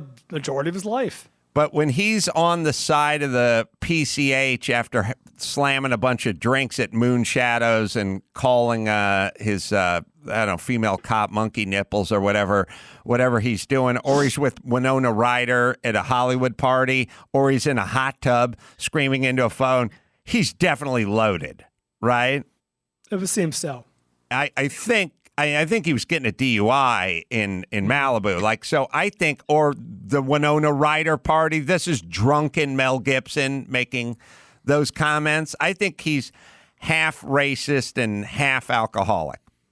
And what I'm looking for is full alcoholic, not half racist and half alcoholic. Yeah, call me when you're a full alcoholic. Yeah, because he was probably on, you hear the recordings of him in the phone. I don't know. He's at night in a jacuzzi or whatever up in Malibu. He's got to be loaded there too, right? It seems pretty altered. Right. He was passionate. I think there's some of that. Anyway. Okay. Well, moving on, on down the line here, the fallout from recent allegations that Chris D'Elia had solicited underage girls on social media continues. CAA dropped him. That's his agent. They dropped him as a client. I like people who have no idea how Hollywood works. Like I read the headlines, like CAA fires Chris D'Elia. It's like, well, they don't fire him. He doesn't work. They work for him, but okay. Right. They parted ways, as did his management company, 3 Arts. And this comes after, and the article draws a bit of a to B. I don't know that we can necessarily do that. But the article says this move comes after Whitney Cummings, D'Elia's co-star on the NBC comedy Whitney, and they've been friends for a long time, said she was, quote, devastated and enraged by what I've heard and learned about the allegations. This is a pattern of predatory behavior. This abuse of power is enabled by silence. Now that I'm aware, I won't be silent. Additionally, Comedy Central, Hulu, Amazon Prime, if someone can confirm this, because I didn't watch the show, Workaholics removed an episode of the series from Workaholics, which features Chris D'Elia as a child molester. D'Elia has denied all these allegations that he harassed girls online. He put out a statement as well. And, we talked about Jeff Ross yesterday, who did say Jeff Ross is taking legal action, which we always say, is a tell that you're telling the truth, but we don't know where this is going to go with Chris. This is another problem of where we're at. I don't have any idea what Chris D'Elia did in terms of breaking the law. I kind of got the creepy part down, but that's pretty old. Like male comedians trying to have sex with women that are quite a bit younger than they are. I mean, speaking of Dennis Quaid, he's 66 and his new wife's 26. So that's I have that story too. That's a little gap there. But I don't know that you need to be fired or have your stuff taken down. But I do know it needs to happen if you're younger than 18 for sure, or if you're a predator somehow. But we've taken a lot of these things like predator. And, you know, when I was a kid, when I was young, if you were a sexual predator, you had a fucking switchblade. I mean, you had like duct tape and switchblade. You had shit in the trunk of your Pontiac that you would use to be a sexual predator. So now we've taken these sort of definitions and terms and we've broadened them out so much that I don't know if it's him being creepy or him being a criminal. Like, I don't know what he's doing. I still haven't found out exactly what he's up to. He's going on the road or whatever. He's trying to get laid. So is just about every comedian ever born. What is so different about what he's doing that's not standard creepy comedian fare? Well, that's a good question that I certainly can't answer yet. But when I think about, well, why is this happening and what's the difference between being illegal and just being creepy? I think that, as you know, for however long it's been, how many years it's been, it all comes down to advertising dollars. So everybody wants to distance themselves from the radioactive person, because if people get too loud about it, if people start boycotting your product, it's like it's not an A to B path. It's like A to Z back to B. It's not that he's necessarily doing anything illegal. It's that, oh, you're going to ruin our show and no one's going to watch our show.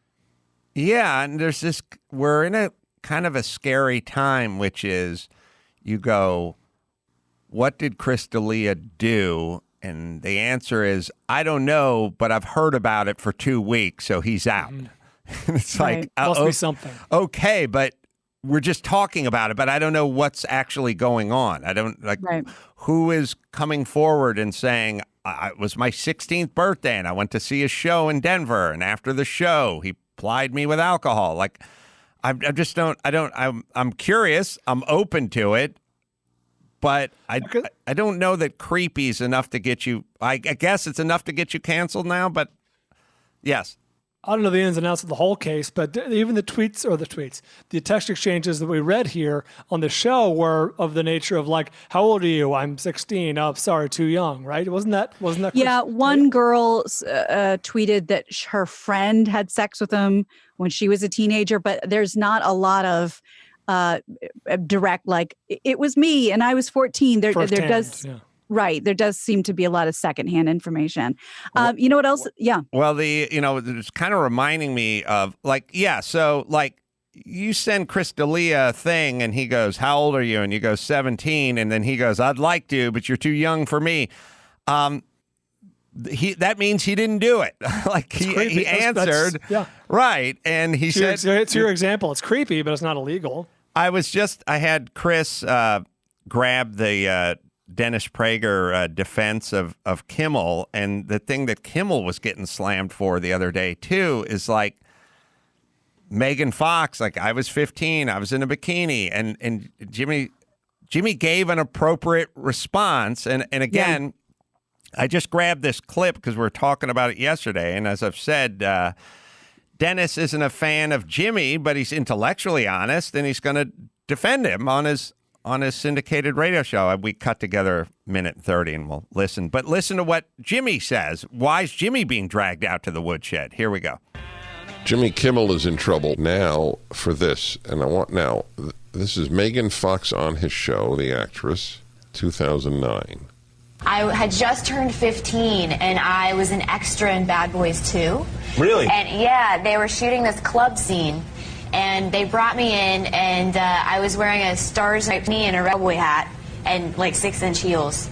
And he approved it, and they said, Michael, she's 15, so you can't sit her at the bar and she can't have a drink in her hand. So his solution to that problem was to then have me dancing underneath the waterfall getting soaking wet.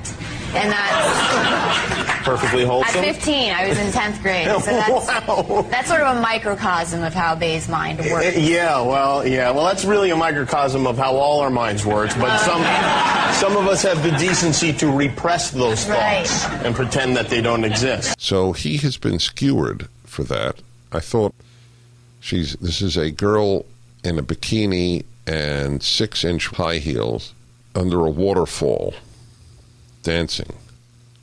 And he acknowledges and then says the right thing. Yes, that's what we think, but decent of us don't express it. That is exactly the right response. Exactly. So what lesson do we have to teach, Jimmy? Also, hey, everyone, you're in front of an audience. You're trying to make people laugh. You have I was to going to say, understand like, that. a lot of the stuff on Twitter is like, oh, the audience laughed or Jimmy laughed. It's like, the emphasis was clearly on that as a punchline. Now, she may not have been like, isn't that hilarious? But she was leading up to an anecdote that, had a punchline. Yes. He was, all right, so he handled it. Which is, yes, guys think that way, but it's our job not to act on it. Especially as opposed to, I'm taking a stand against Michael Bay right now, right here. Please join my change.org petition. Well, again, it's it's my Billy Bush conundrum. Like, what did you want Billy to say when he thought the mics weren't hot and Blowhard Trump was talking about grabbing him by the pussy? Do you want to go, hey, I have a daughter. I'm sorry. This interviews, and you laugh and you go along. The people don't really understand that most people operate that way, especially.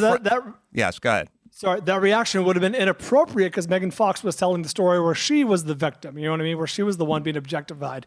He did kind of hit Michael Bay with some shrapnel there at the end. I agree with Jimmy and I agree with Dennis. That's probably the right response. Right. Okay. And speaking of that, I just realized how long until we ban one of my favorite movies, Dazed and Confused. Because talk about an inappropriate relationship. The most famous line from the movie is Matthew McConaughey going, "That's what I like about those high school girls. I get older and they stay the same age." Yeah. I mean, that's the most famous line from the movie. And, oh, what a character, and what a different time. And anyway, blah, blah, blah. But not only is that line, it doesn't hold up, but can we watch that movie? Do we blame Matthew McConaughey? What do we do? It's funny, Max Pata. We'll see how good the internet is, but there's a scene I always liked, and maybe it just spoke to me because I was a ex-jock in high school, and when I was like 19 or 20, I just felt I was like picking up garbage on a construction site. Like I went from the star football player to like the lowest guy on the construction site, and it was devastating. Like it was emotionally devastating. And in the movie Breaking Away, there's a scene where young Dennis Quaid was the star of the football team, and he's like standing by the football field at Indiana University. He's watching all the young guys practice, and he's explaining he just keeps getting older and they never change. Like it's a sort of jock version of exactly what you were saying, but it was a funny, I totally identified with it. Like you went from, it's one thing to go from it's one thing to go from the apartment building to the outhouse. It's just the penthouse to the outhouse sucked. Like when I was in high school, I was sort of in the penthouse. I was a star football player. Like it was cool. I had an identity, and then it was right to carpet cleaning and digging ditches, and it was brutal. And I used to just sit around and just think about like, oh boy, I wish I was playing football again, or I wish I was doing that again. But I don't know why I got Dennis Quaid on the mind, but that scene always reminded me of that. So that's probably I have it. We're going to put it up. Well, yeah, show it. It's kind of a poignant scene, and it's the depressing anti-McConaughey version from Dazed and Confused, but we'll play it for you.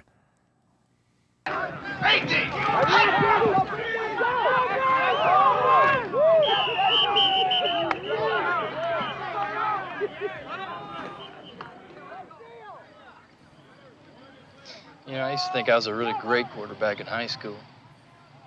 Still think so, too. Can't even bring myself to light a cigarette because I keep thinking I gotta stay in shape.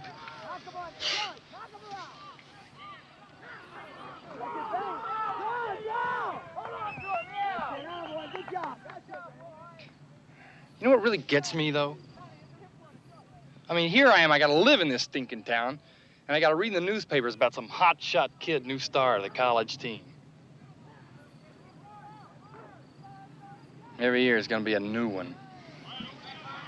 Every year is never gonna be me. I'm just gonna be Mike. 20-year-old Mike. 30-year-old Mike. Oh, mean old man Mike.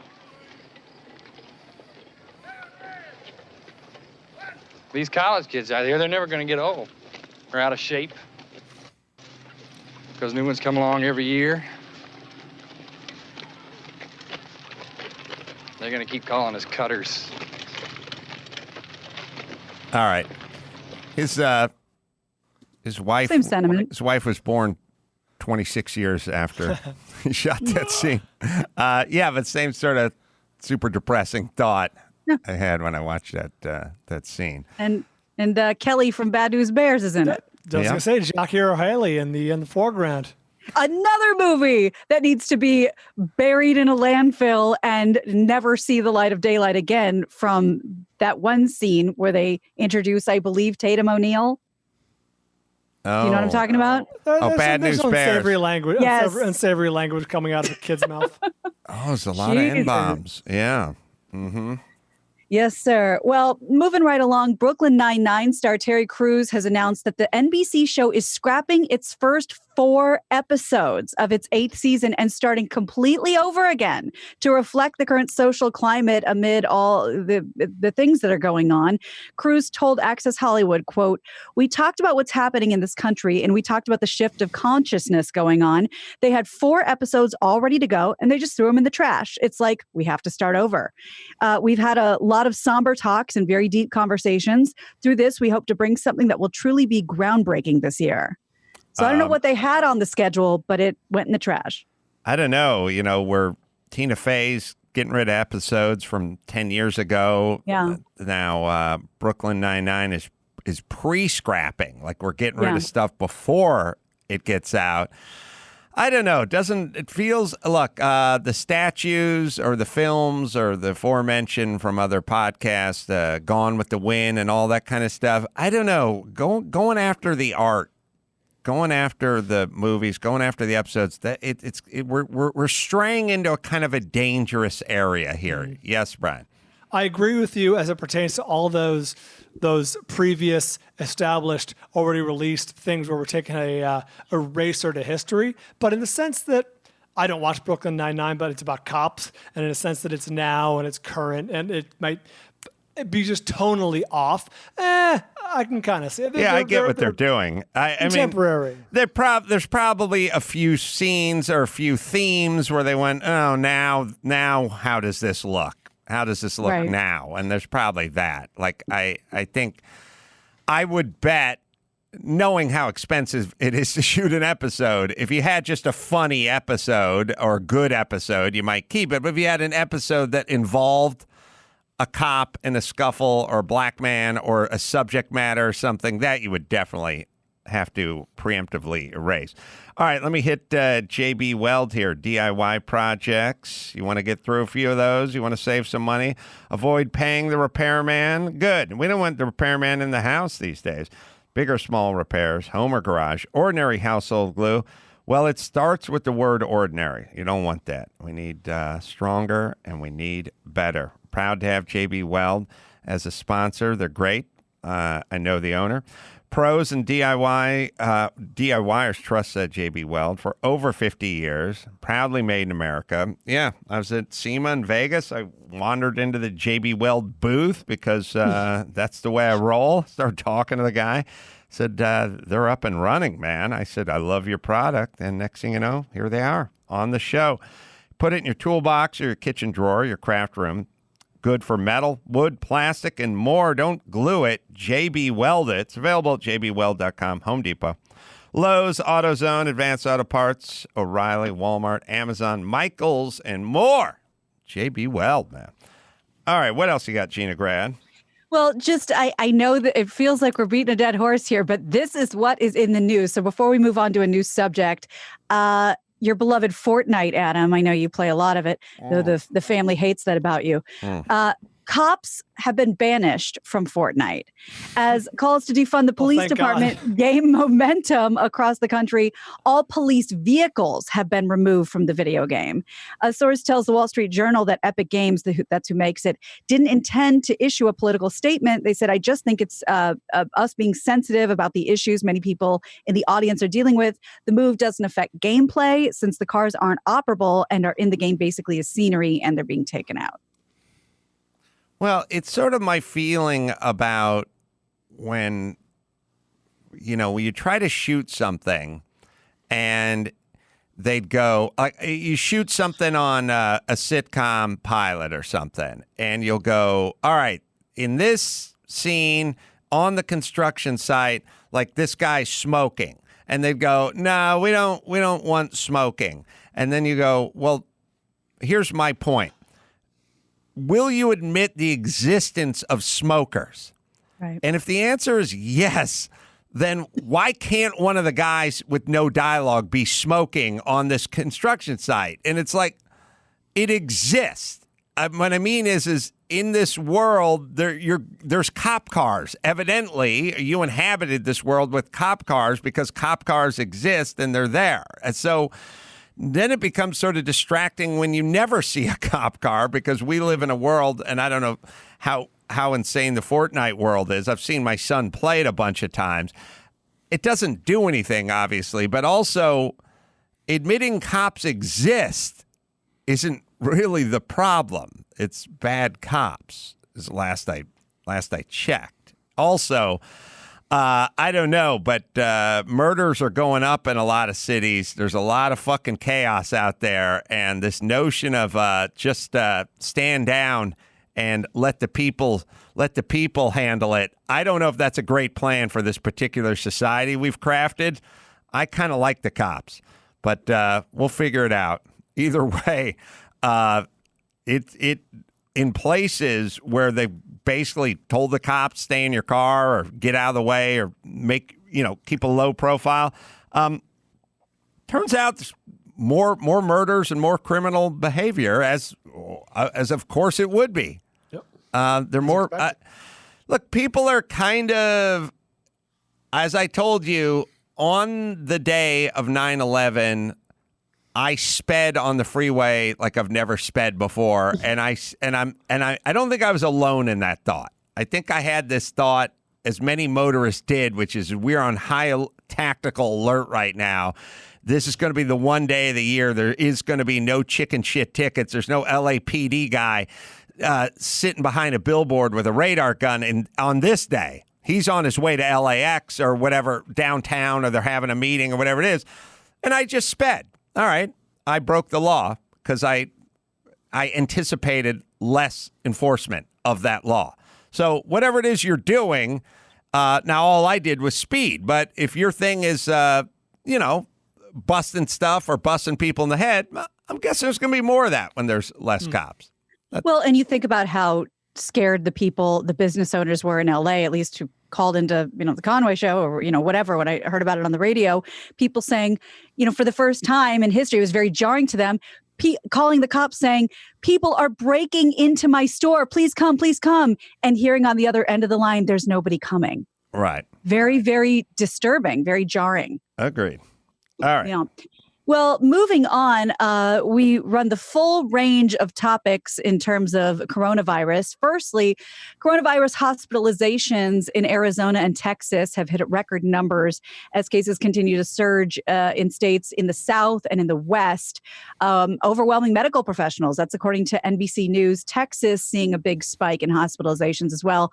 They focus on Arizona, though. Arizona reporting a record high of 3,591 cases Tuesday with nearly 6 60,000 known cases over the state.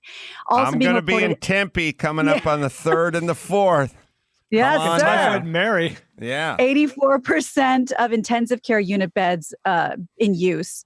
Now, we talked a little bit about ventilators, yay or nay, and that was the topic. I mean, like a war effort. Manufacturers stopped making cars and started making ventilators. And now we don't hear about them anymore. A doctor who works at multiple hospitals around Arizona said they had their highest number of intubations last week. And based on what medical professionals have learned from colleagues in New York, he says the last thing you want to do is put these patients on a ventilator, but you can't just let them die and not get enough oxygen. You have to do it. So I think they don't want to, but if you have to, you have to. I heard a doctor trying to theorize about what's going on. How come New York is not having seemingly having a spike when New York got hit the hardest, and then these other places are having a spike, and it's in the South or the West, and it's where it's hot. And he was also talking about running air conditioning in your home, that it's now everyone's got to turn the AC on in these parts.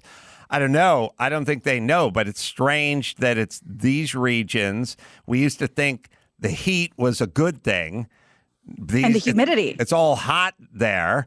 And somehow it's spiking there. But then why New York, hit the worst. They had all the marches and the riots and everyone out en masse on the street. And New York's is like flatlining or not doing anything. Well, I would imagine because, in terms of flattening the curve, if you look at like they say, flattening means elongating. Mm-hmm. So you're going to have cases longer. New York hit hard and is now on the downside. But I do have, Brian, I don't want to cut you off because I do kind of have a new subject in terms of New York. Oh, no, please. I'll just say that like any boring answer, it's probably nuanced and there's many factors in the answer. Like New York was not the first. New York aggressively shut down and aggressively, did their protocols. And places like Texas and Arizona made a fucking big deal out of opening up early. And it's not the only reason. I'm sure there's many reasons and many factors, but we're seeing the chickens go on to roost. Yeah, but what about the hundreds and thousands of people that were on the street a month ago? Like, I have a story. That's the next story. All right. So that's why I said I have the whole chasm of is about as far apart as you can get. A new study put out by the National Bureau of Economic Research, that's in Cambridge, Massachusetts, says there has not been a COVID spike among places with mass protests. And it is, I read almost the whole study. It's just like a doctoral, like a lot of language and terms. So I abbreviate it and I just pulled, pieces from it. So I'm going to read exactly from the abstract data portion. It says, this study uses newly collected data on protests in 315 of the largest U.S. cities to estimate the impacts of mass protest on social distancing and COVID-19 case growth. And skipping ahead here, we find no evidence that urban protests reignited COVID-19 case growth during the more than 3 weeks following the protest onset. We conclude that the predictions of broad negative public health consequences of Black Lives Matter protests were far too narrowly conceived.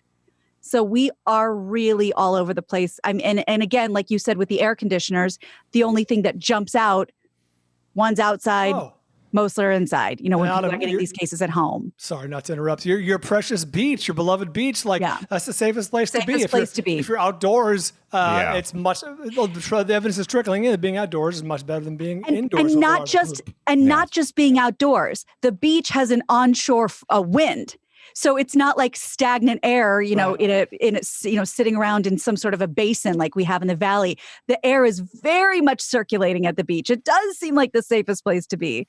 And I may have mentioned this on the show before, but I think it was Neil Saavedra on KFI talking about, at restaurants, the people who are getting sick are the ones sitting on either side of the air vent. Yeah. Oh. Interesting. In terms of air conditioning, yeah. Well, see you guys at Gladstone's coming up this Saturday. By the way, I don't know if you guys all have a restaurant that was on your impossible list as a kid, but for me, Gladstone's is on. I mean, the Sizzler and Van Nuys was a bridge too far for the Carollas, but you had a lot of restaurants that are on your impossible list. It's true, but the Mount Rushmore was Gladstone. The name represented. The name represented like an unobtainability. It was, on PCH, on the ocean side of PCH, right off of kind of between Malibu and Will Rogers Beach. It was like surf and turf and famous restaurant, locked up, and it is like. No way are we ever going. Like the notion of eating at Gladstone's just seemed like it was more symbolic, really, than anything. But like every once in a while, I'd have some friend. It's like, oh, for graduation, we went to Gladstone's or something like that. I'd go, oh, how does that work? How does it work? Like, first off, how do you get there? It's on the other side of the hill. Like we have a car that works. Like, yes. Yeah, and it is every once in a while. There was Gladstone's, where the sun meets the sea. There was Gladstone. There were two places I knew of as a kid and were a bridge too far. There was Gladstone's, and then there was the Skipper from Gilligan's Island had a restaurant off of La Cienega that was called like the Lobster Barrel or something like that. What is his name? What was his Bob? Alan Hale's Lobster Barrel. Alan Hale's Lobster Barrel. It was like a picture of the Skipper like up on the sign, and like lobster was in the title. You know what I mean? And it was on La Cienega right by Santa Monica. And I once in a while we'd pass it or whatever, and I just go, who eats there? Yes. Ever since I moved to LA when I was 17, and I think right around the time I moved, I think Spago opened, and that was always the one. Spago. Sure. Oh, yeah, meet you for lunch at Spago. And like, I remember Christy at one time, we were married for like 5 years. She's like, you want to go to Spago? I'm like, we can't afford that. I'm like, oh, wait, we can. Like, it's just a fucking restaurant. Well, that's the crazy thing. Yes, Spago, I've it's like been to the Ivy or whatever. Nobu is still a bridge too far for me.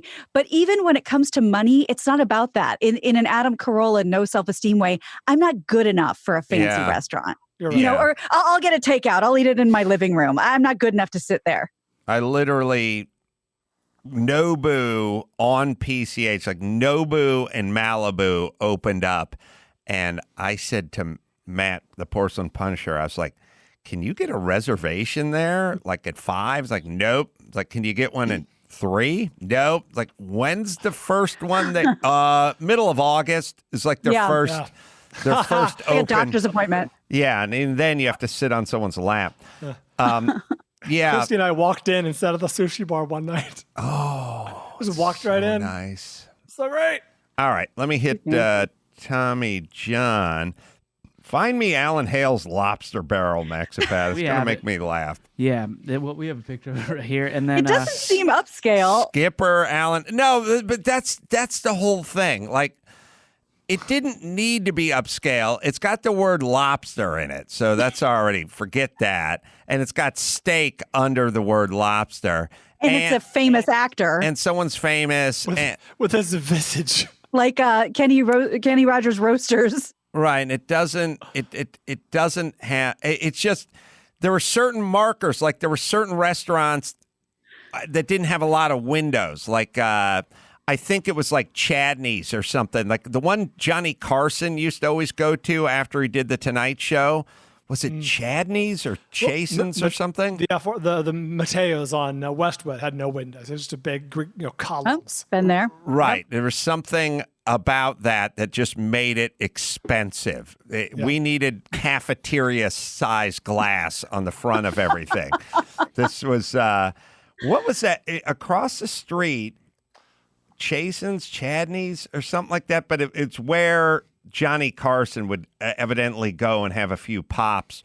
I mean, Johnny Carson must have driven from Burbank to the colonies in Malibu every single weeknight at 10:45 in the evening, completely shit-faced, right? I mean, that Isn't guy. the rumor that he'd 5 get days pulled a week, over yeah. 5 and they days a would, week. yeah, they would see it was Carson and then, they'd give him a police escort home? I Was that the rumor? in the 70s, if you pulled that guy over on his way home, yeah, he got an escort back to the colonies. But he probably circumnavigated the globe at a .17. What was that, Chad? It is Chasins. Chasins. Yeah, or Chassins. I don't really know how to pronounce Chasins, yeah. Windowless. Yeah. And next door. I have a picture of that one too. It looks like it could be a strip club now. Jesus, remember a celebrity? When you were a celebrity back in the day, you had your own booth at Chasins. You got a police escort home when you're driving drunk. Now you just get taken out to social media and everyone beats the shit out of you. It's not I know worth a lot it. of Chasins. Where is or was Chasins? Chasins was like directly across the street from NBC, where the Tonight Show, where the Leno, the Carson and all Riverside that, Olive. just literally just across the street. It was on Beverly Boulevard. No, different one. Max Spada, cross the street from the Tonight Show. Well, the picture we're showing you is the one from Beverly Boulevard. Right, but this one was across the street, and maybe it wasn't. Anyway, I'll let you look for that. It says that this one though, it also was where Johnny Carson frequented, so that's why it was. Oh, but then what was the one directly across the street on Olive and whatever from NBC? All right, I'll buy you some time. I'll tell you about Tommy John's secret to staying sweat-free this summer. Tommy John's, summer ready. Ultra breathable underwear and bras as well. Cool cotton underwear for men and women. It's like having your own on-body AC unit. I got to tell you, man, I'm wearing their undershirt right now. The stuff dries, and the underwear.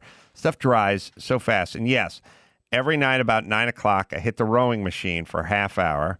I cover 6,000 meters. I get off it. I'm drenched with sweat. And then I just kind of walk around the house and go about my business, and I dry off. It's insane. I mean, the sun isn't even shining. The wind's not blowing. It is the best. It's Tommy John. Upgrade to Tommy John. Do it today. Breathable, super comfortable fabrics. It'll be the best pair you'll ever wear. Or it's free. Guarantee, no adjustment needed. It's Tommy John, right, Dawson? For a limited time, go to TommyJohn.com/Adam to get 20% off site-wide. That's TommyJohn.com/Adam for 20% off site-wide. TommyJohn.com/Adam. See site for details. All right, Gina Grad, shall we bring it home? You got it. I'm Gina Grad, and that's the news. Gina Grad. That was the news with Gina Grad. All right, Max, what was the name? I don't think it's there anymore. I think there's something else there, but famous. Not Dimples, was it? Yeah. Yeah. What should I Google then? Because I'm having trouble. Restaurant, Johnny Carson, across the street from NBC or across the street from studio, next to studio. I don't know what you do. It's across. Chadney's maybe? Just Chad? Yes, Chadney's. All right. Well, I said Chasins. I said Chadney's, or some version of that. Right. All right. Well, there you go. I'm just saying Chadney's is across the street from NBC Studios in Burbank, but Chasins still labels themselves as Johnny Carson's favorite restaurant. Oh, really? Yeah. And he didn't go hang out at. He might have gone to Chadney's too, but I know when I looked up Chasins, they definitely promote Johnny Carson and among other celebrities. Oh, we used to go to this. I'm thinking of this cafeteria on Van Nuys Boulevard called the Red Balloon, and it was like a cafeteria. Bad cafeteria on Van Nuys Boulevard, and it was just such a big treat to go to the Red Balloon. All right. I'm looking at a picture of Chaddy's. Definitely no windows. I'll send it to. Yeah, it doesn't look very fancy, but I don't think that was the point. Right, and That's Johnny the idea. Carson did go there all the time, along with Tom Brokaw and Bob Hope. So All right. Yeah, it's his If your NBC restaurant's- staffers, Warner Brothers. The restaurant started with CHA. Then Took longer than I would have expected. It but was very there we close are. to Chasins, in which Johnny Carson also went to. I know, but I was saying Chadney's as well. And I said it's across Yeah. the street from his studio like 7 times. But I Googled Johnny Carson's favorite restaurant. Chasins comes up first. Oh, okay. Well, it's the cross the street part that screwed us up. Anyway, I want to thank Scott Eastwood. Very important that we get to the bottom of this stuff. Scott Eastwood for zooming in with us. The Outpost is the name of his new movie. Very enjoyable. That's coming out July 3rd. I'm Your Emotional Support Animal. You can pick that up on Amazon. Should be replenished any second now. And you can subscribe to our YouTube channel. Watch us do stand-up over there. Oh, Chadney's under construction. They're taking it down. We're looking at a sad picture of it. Yeah, but definitely no windows in that place. And I'm looking at a Curbed article that says Johnny Carson's most frequent hangouts. The first three are studios, NBC. For Chadney's, Chasen's, Mateo's. Nice. He'll be missed, especially if you're a motorist or or a pedestrian at night. So until next time, it's Adam Carolla for Gina Grad and Bald Brian. And Good Sports is coming up next, and Scott Eastwood saying mahalo.